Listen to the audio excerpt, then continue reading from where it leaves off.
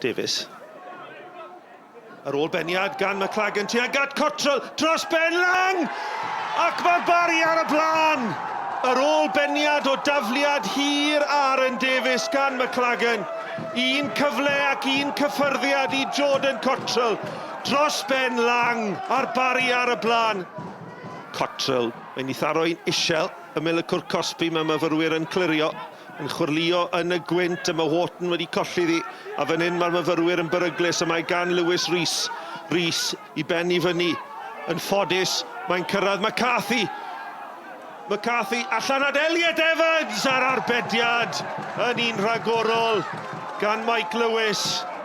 A Bale yn cyrraedd Elliot Evans ar ei drod dde, ergyd isel nerthol, a Lewis yn y fan ar lle. Sgiliau da gan McCarthy i gadw'r meddiant. Dyma Chubb. Chubb yn mynd o bellter! Ac unwaith eto mae Mike Lewis yn arbed yn wirthiol. Matt Chubb, ergyd nerthol trod dde. Mike Lewis yn hedfan trwy'r awyr. McCarthy yn cymryd y tafliad yn sydyn. Dau o chreuwr mwyaf profiadol y myfyrwyr yn cyfuno. McCarthy yn isel, ac mae'n mynd i fod yn gico'r sfotin ydi wir y drosedd gan Aaron Davies a'r Lewis Rhys. A ddim benderfyniad rhwydd i Lee Evans i ddyfarnu gico'r sfotin. Roscoe yn erbyn Lewis. Roscoe yn union i'r sgôr ar gampws King Coed. Y myfyrwyr nôl yn y gêm. Hanner awr wedi chwarae yma. Met Caerdydd 1, y Barry 1. Harry Owen sydd â hi. Owen ar y gwynt. Mae'n troi ac Emlyn Lewis yn penio lawr ac yn rhoi'r myfyrwyr ar y blaen. Gic gornel gampus gan y myfyrwyr ond ble yn y byd oedd amddiffyn y Barry. 35 o funudau wedi chwarae. Met Caerdydd 2, y Barry 1. Roscoe yn cyrraedd hanner ffordd yn unig, eithaf ail gyfle. Ond Aaron Davies ond yn colli'r Bale. Aaron Davies a chyfle i newid cyfeiriad y chwarae. McCarthy at Elliot Evans, ac Evans yn claddu'r drydydd i'r myfyrwyr. Aaron Davies yn colli'r Bale yng nghanol ca, a'r bas ymlaen yn dod o hyd i Elliot Evans a Millicwr Cosby, a mewn i ddannedd y gwynt i ergyd yn curo Mike Lewis. Y Barry yn edrych i daro nôl yn syth. Mae'n chwyrlio o gwmpas Lang yn ei methu hi. Smonach yn y cwr Cosby, ond i ddim croesi'r llinell. Wel, mae fel gêm o rygbi fanna. Wel, oedd amddiffyn dewr gan y myfyrwyr. Y Barry yn methu gwthio'r Bale dros y linell. Mi oedd yna floedd gan gefnogwyr y Barry bod y Bale wedi croesi'r llinell, ond cynnyrthwyd y dyfarnwr yn dweud na. Tafliad hir gan Chubb, Bale yn cael ei helpu ymlaen. Lewis eto. I ergyd yn cael ei tharo lawr, a Cottrell yn clirio. Cottrell dros ben yr amddiffyn. A Chris Hughes sydd yna gynta.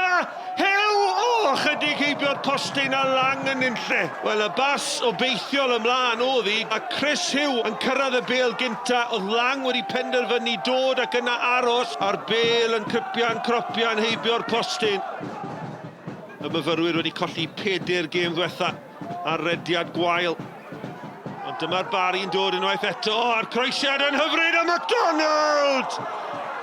Cyfle eiraidd i ddod â'r Barry nôl i'r gêm. I ben yn ei ddwylo.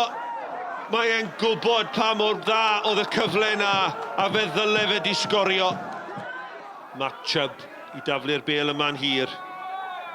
Tuag at Owen, Bale yn cael ei chlirio. Nôl gan Elliot Evans. Allan gan y Barry.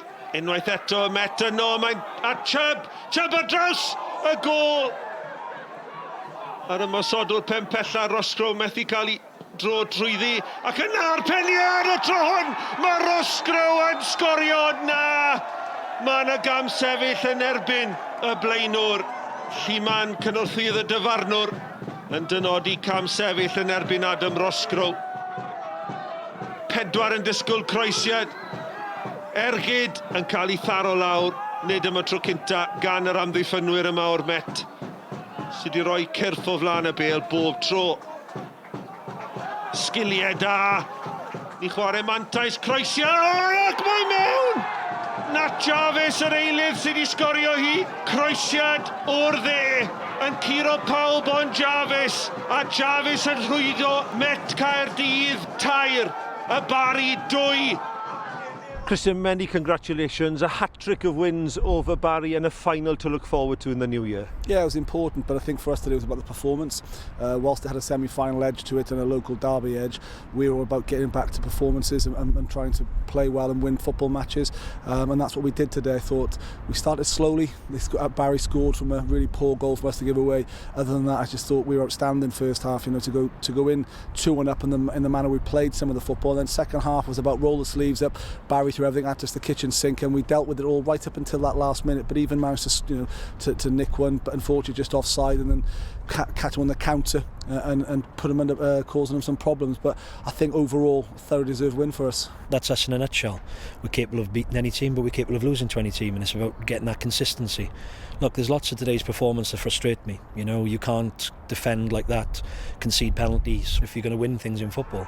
But at the same time, there's a lot of that game that sort of pleases me as well. And I thought the second half, the intensity and the desire in our play was there in spades, and could have quite easily taken it to penalties. But on the first half performance, maybe they've just edged it. Bydd goliaeth heiddiannol heddiw yn erbyn y Bari? Do, dwi'n cytuno heiddiannol iawn, dwi'n credu. Oedd hi'n gêm anodd iawn. A obviously mae'r rhagweddau ddim yn ffantastig, oedd yn wyntog iawn fan hyn, ond ath ni lawr, un gol I ddim yn gynnar. Bai fi really rhedeg off y shoulder a sgor y gol. Ond fi'n credu nath ni chwarae dda iawn hanner cyntaf, rhaid gweud. Nath ni Simon Bale yn dda iawn, a gath ni chances, nath ni creu chances, gath ni penalty a gol off y set piece, sydd yn neis I weld. A wedyn mewn I hanner amser o'n I digon hapus I gwir, ond o'n i'n gwybod obviously yn erbyn y gwynt oedd ddim yn I fod yn anodd, a Bari mynd I hela bopeth o'n nhw gallu. A gath nhw credu 10 munud spel, fi'n credu gath ni obviously 3-1 lang, gath ni 10 munud spel ar ôl hynny. Ond fi'n credu nath I amddiffyn yn dda. Obviously bach o squeaky bum time yn y diwedd o'r 2 munud diwetha, ond dwi'n really hapus. It's a final, like I say, it's the 6th final we've been in, so that's not bad, as I say, for a group of students. But it's not about me, but the players. They get their rewards. I can lead them out to wherever that will be. We have to win the football match, but that's put to bed now. Between now and whenever we play the final, we've got some really tough games coming up. Druids next week, beginning with that, and we just look if we can build upon today's performance. I think the scoreline possibly flatters Barry. You know, I think we're that far ahead of them, and I was pleased with that performance.